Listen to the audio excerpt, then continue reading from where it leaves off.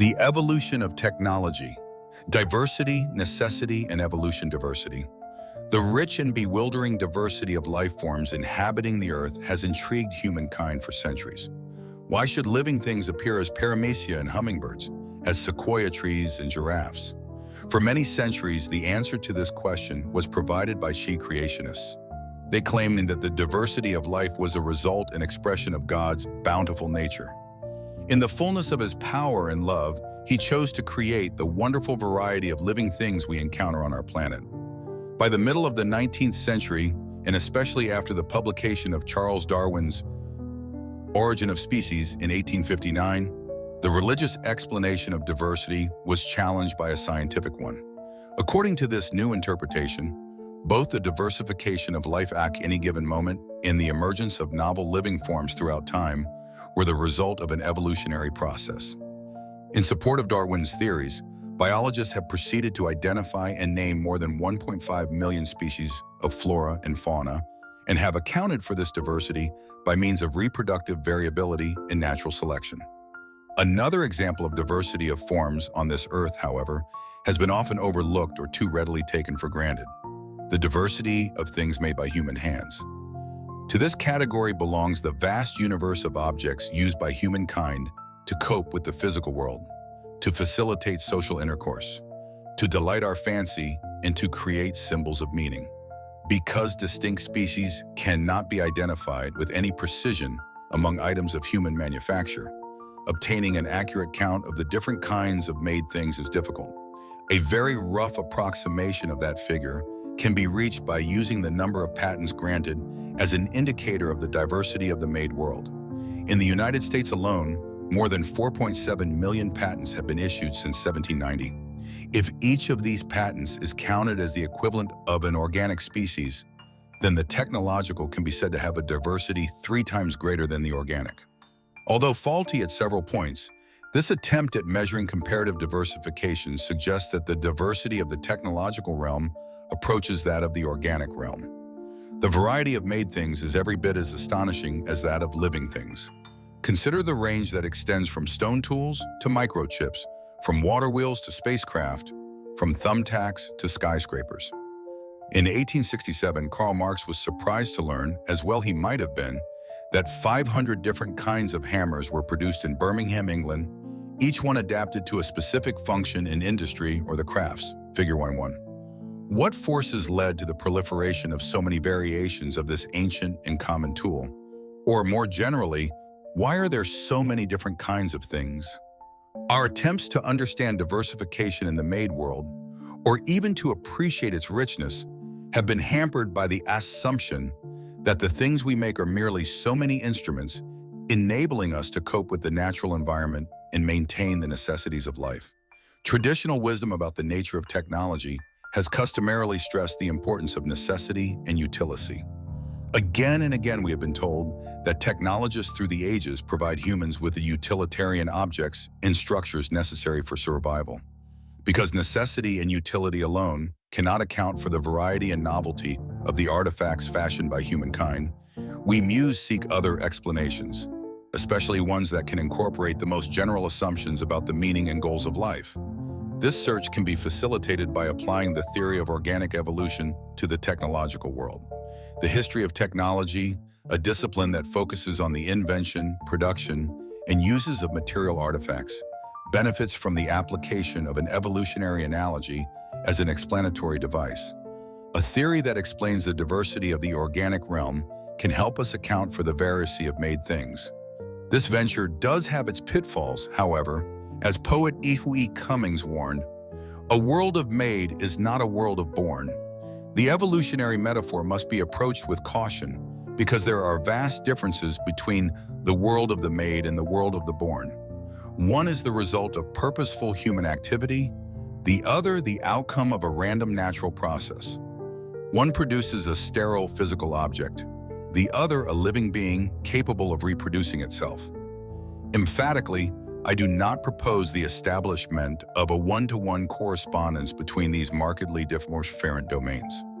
In the narrative and analysis that follow, I employ the evolutionary metaphor or analogy selectively, with the expectation that this metaphor will give us insights otherwise unavailable. To the history of technology, the nature of metaphor and its role in this book need additional clarification.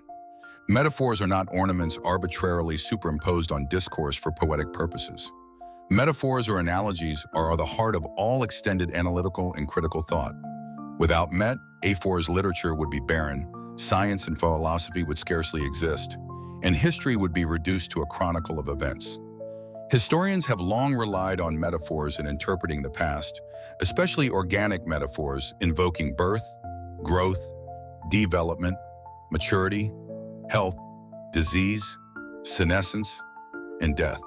For the past century or so, those who specialize in history of science and technology have routinely drawn upon a powerful political metaphor, that of revolution, to explain happenings in those areas. Thus, in suggesting that evolutionary theory be employed in understanding technological change, I am not introducing metaphor into a field that had never known the concept before. However, I am introducing a new metaphor and urging that its wider implications be considered seriously. I ask that readers grant me the same indulgence they have extended to those who write about scientific and industrial revolutions. Just as historians of science and technology are not held responsible for all points of similarity between political revolt and radical scientific, technological, and industrial change, so I should not be taken to task if I do not draw parallels between every feature of the made and living worlds. In one respect, my use of metaphor differs from that of most historians. They utilize metaphors implicitly and often unconspicuously. In this book, I make explicit and conscious use of mine. Although our choice of and approach to metaphors may differ, we share the same aim: to make sense of the past.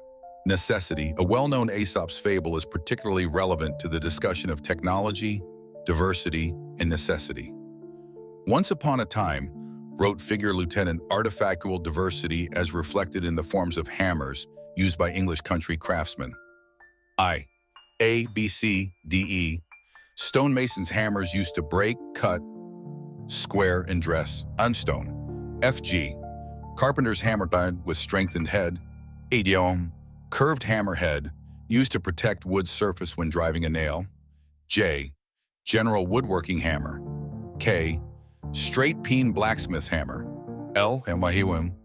Ball peen, a general metalworking hammer. M. Chairmaker's hammer.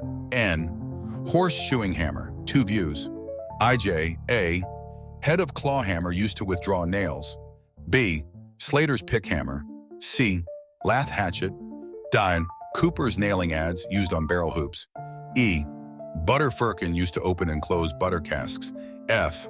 Combination cheese taster and hammer. G. Saw sharpening and saw setting hammer.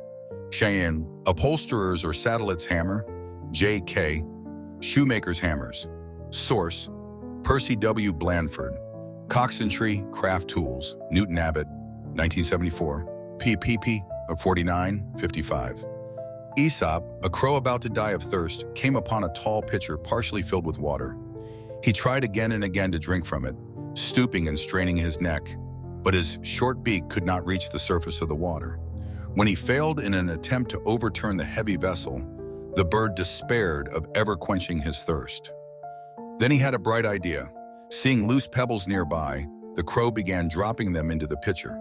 As the stones displaced the water, its level rose. Soon the crow was able to drink his fill. The moral: necessity is the mother of invention. Modern commentators have elaborated on this message by praising those individuals who, when placed in seemingly impossible situations, do not despair, but instead use wit and ingenuity to invent new devices and machines that solve the dilemma, meet basic biological needs, and contribute to material progress. The belief that necessity spurs on inventive effort is one that has been constantly invoked to account for the greatest part of technological activity. Humans have a need for water, so they dig wells, dam rivers and streams, and develop hydraulic technology. They need shelter and defense, so they build houses, forts, cities, and military machines. They need food, so they domesticate plants and animals. They need to move through the environment with ease, so they invent ships, chariots, carts, carriages, bicycles, automobiles, airplanes, and spacecraft. In each of these instances, humans, like the crow in Aesop's story, use technology to satisfy a pressing and immediate need. If technology exists primarily to supply humanity with its most basic needs, then we must determine precisely what those needs are and how complex a technology is required to meet them. Any complexity that goes beyond the strict fulfillment of needs could be judged superfluous and must be explained on grounds other than necessity.